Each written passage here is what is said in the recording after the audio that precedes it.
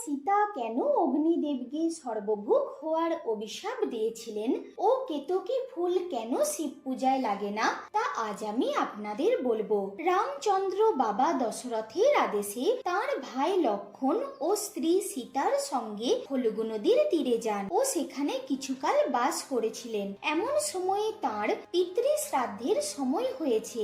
ওই সময় তিনি অদ্য কি করিব এইভাবে কিছুক্ষণ চিন্তা করে শ্রাদ্ধের দ্রব্য সকল সংগ্রহ করার জন্য ভাই লক্ষণকে সামনের এক গ্রামে পাঠালেন। ভাইয়ের ফিরতে দেরি হচ্ছে দেখে রামচন্দ্র সেখানে গেলেন। জানকী তখন একাই ছিলেন।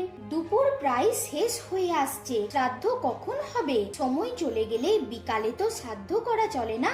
এসব ভাবতে ভাবতে সীতা দেবী ফল্গু নদীতে গেলেন। সেখানে নিয়ম মতো স্নান করলেন। যা কিছু জিনিস ছিল তাই দিয়েই পিতৃপুরুষদের উদ্দেশ্যে পিণ্ডদান করলেন। সঙ্গে সঙ্গে কতকগুলি হাত বেরিয়ে এসে পিণ্ড গ্রহণ করলো। আকাশ পথ দিয়ে ভেসে এলো, হে জনক নন্দিনী, আজ আমরা খুবই পরিতৃপ্ত হলাম। জানকী তখন ফল্গু নদী, বেনু, অগ্নি ও সামনে প্রস্ফুটিত কেতকী ফুলকে সাক্ষী রেখে বললেন, আমি শ্বশুরের আত্মার পরিতৃপ্তির জন্য পিণ্ডদান করলাম। একথা বলার পরেই রামচন্দ্র ফিরে এলেন। তখন সীতা মাতা বললেন, আপনাদের আসতে দেরি রেখে আমি একাই শ্বশুরের উদ্দেশ্যে পিণ্ডদান করেছি। এই বিষয়ে এই ফল্গু নদী, ধেনু, অগ্নি ও কেতকী সাক্ষী আছেন। এরপর রামচন্দ্র ফল্গু সহ 4 জন সাক্ষীর কাছে উক্ত কথার সত্যতা জানতে চাইলে তারা মহাক্রান্ত হয়ে বলল যে